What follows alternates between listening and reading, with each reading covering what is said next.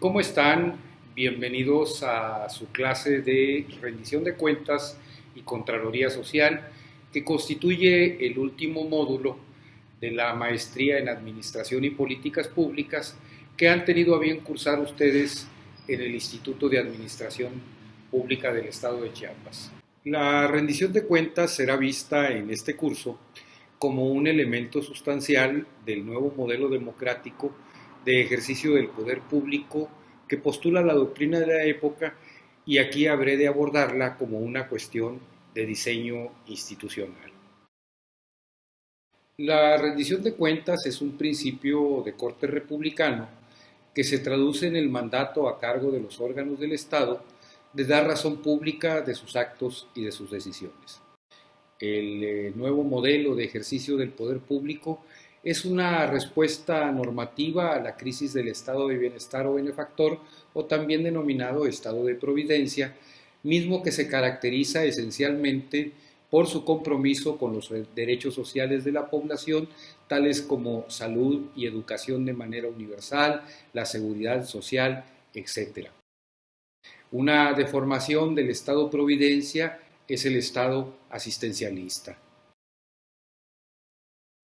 La crisis del Estado benefactor alcanzó su cúspide durante la década de 1980 y, a decir de Ludolfo Paramio, es fruto de un déficit estructural que debía ser controlado, reduciendo el peso del Estado, abriendo las economías nacionales al comercio global y creando nuevas condiciones de estabilidad macroeconómica y monetaria para atraer las inversiones.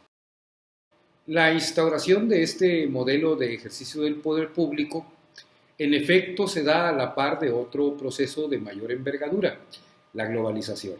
Esta crisis de legitimidad obliga a los gobernantes a recurrir a la transparencia y a la rendición de cuentas como un mecanismo para dotar de nueva legitimidad a sus acciones, sus discursos y sus decisiones, al abrir la información al público para que conozcan muchos de los límites de sus problemáticas y de sus soluciones. En efecto, según López Sandoval, las reformas estructurales iniciadas a finales de la década de 1980 como fórmula para contrarrestar la crisis del Estado benefactor fueron utilizadas a la par como mecanismos de homogenización para adaptarse al marco internacional que sentó las bases de la globalización como proceso político en el ámbito mundial. Según López Sandoval, el Estado capitalista modificó sus estructuras y funciones en el sistema económico como condición necesaria para facilitar este proceso, y consecuentemente se produjeron cambios en los sistemas políticos y administrativos que implicaron a su vez nuevas formas en el ejercicio del poder público. En ese contexto, estamos hablando de un proceso de diseño institucional que iconográficamente podemos ubicarlo en 1989 con la caída del muro de Berlín.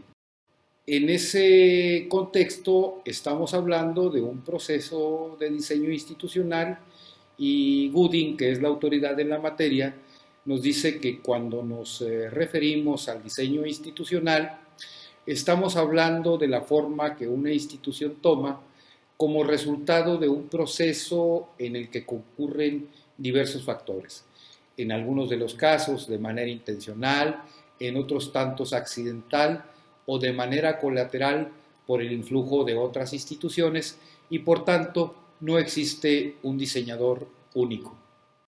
Siguiendo a North, las instituciones son las reglas del juego en sociedad, o más formalmente son limitaciones ideadas por el hombre que dan forma a la interacción humana. Más aún, nos dice North, en lenguaje de los economistas, las instituciones definen y limitan el conjunto de las elecciones de los individuos.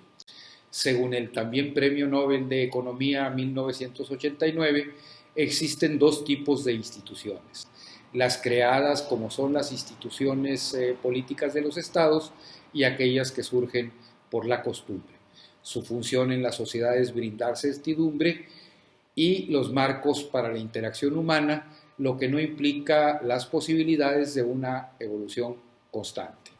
En efecto, a decir de Gooding, citado previamente por Gómez Álvarez, existen tres formas en las que las instituciones cambian: la accidental, por evolución natural y como parte de una intención deliberada. En la mayoría de las ocasiones, ya sea como resultado de un accidente o de la evolución natural, las instituciones emergen y cambian siguiendo una lógica propia. En ese contexto es importante señalar que el nuevo modelo de ejercicio del poder público es producto de un gran acuerdo internacional que pasa por el consenso de Washington y de las prescripciones de la Organización para la Cooperación y el Desarrollo Económico. Dicho acuerdo se da a partir de las dos últimas décadas del siglo XX y es producto de la bancarrota en la que se encontraban la mayoría de los estados nacionales e incluso los multinacionales como la Unión de Repúblicas Socialistas Soviéticas. Operativamente, este acuerdo internacional se contiene en lo que conocemos como las reformas de primera generación operadas en el Consenso de Washington y las de segunda generación que han sido bajo el impulso de la Organización para la Cooperación y el Desarrollo Económico. Las primeras son afines a los postulados de una economía neoclásica plenamente identificada con el neoliberalismo, mientras que las segundas con el neoinstitucionalismo económico. La concepción neoliberal, a juicio de Keynes y de Dewey, reclama un gobierno erudito capaz de resolver las demandas de lo público y de lo privado. En ese tenor, bajo una concepción neoliberal del Estado, habrá que ejercer el gobierno con métodos propios de la gestión privada. Por su parte, el neoinstitucionalismo económico, a decir de Ferraro, se da a partir de la publicación de March y Olsen, el nuevo institucionalismo organizacional como factor en la vida política. El neoinstitucionalismo representa una alternativa frente al individualismo metodológico que, a decir de Ferraro, consiste en considerar que los fenómenos sociales pueden ser definidos como la suma de actitudes, preferencias o acciones de los individuos y que los principios para su explicación son, por lo tanto, los mismos que corresponden al comportamiento individual. En ese contexto aparece la nueva gestión pública. La nueva gestión pública, a decir ahora de David Arellano Gaut, es una combinación intrincada, pragmática, por lo tanto muchas veces contradictorias en términos argumentativos, entre el neoinstitucionalismo económico y el gerencialismo. La nueva gestión pública está compuesta por una serie de teorías, herramientas, discursos, retórica y dogmas que devienen de la economía, la ciencia política, el gerencialismo y las teorías de las organizaciones. Pero el propio David Arellano Gaut sostiene que en realidad la nueva gestión pública es producto de un cambio más profundo. Y este cambio más profundo es la informativización del mundo en general.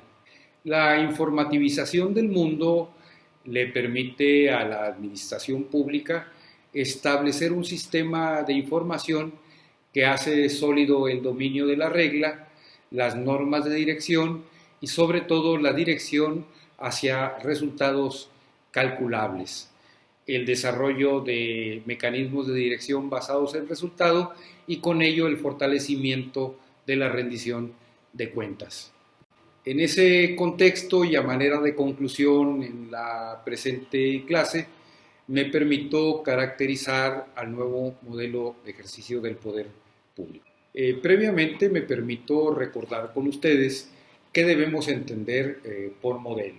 Siguiendo a Ander Egg, por modelo habremos de entender una representación o construcción simplificada de una serie de fenómenos destinada a expresar la realidad o actuar sobre ella. También nos señala el referido autor, el modelo es una construcción pragmática cuyo objetivo es simular ciertos aspectos de un sistema considerados como original, y cabe advertir que un modelo puede elaborarse funcionando de manera análoga al original o bien construyendo una representación ideal como el que nos ocupa. En efecto, estamos hablando de modelos normativos, esto es que implican un deber ser. Para el caso, habré de valerme de una definición mínima de democracia que nos da Bobbio, y quien nos dice que por democracia se comprende un conjunto de reglas primarias o fundamentales que establece quién está autorizado para tomar las decisiones colectivas y bajo qué procedimientos. Asimismo, nos dice Bobbio, se entiende por régimen democrático un conjunto de reglas procesales para la toma de decisiones colectivas en la que está prevista y propiciada la más amplia participación posible de los interesados. En el mismo tenor, el teórico italiano sostiene que la democracia es idealmente el gobierno de un poder visible, es decir, el gobierno cuyos actos se realizan ante el público y bajo la supervisión de la opinión pública. En el mismo contexto y siguiendo ahora a Meylan Hill, por administración pública democrática, habremos de entender aquella que se ajusta a un catálogo de principios, valores y características para poder acceder a tal calificativo. Tales valores y características son la participación ciudadana en los asuntos públicos, eficacia, objetividad y transparencia, imparcialidad, independencia y profesionalidad, relación con la sociedad, sometimiento pleno a la ley y al derecho, en tanto principios que tienen su base fundamental en el valor trascendente de la persona y en las exigencias morales objetivas del funcionamiento de los estados. Muchas gracias por su atención a esta primera clase. Habré de dejar como material de apoyo de esta clase una antología de David Arellano Gaut, que creo que recrea con mayor precisión lo que hoy ha sido materia de la presente exposición. Muchas gracias.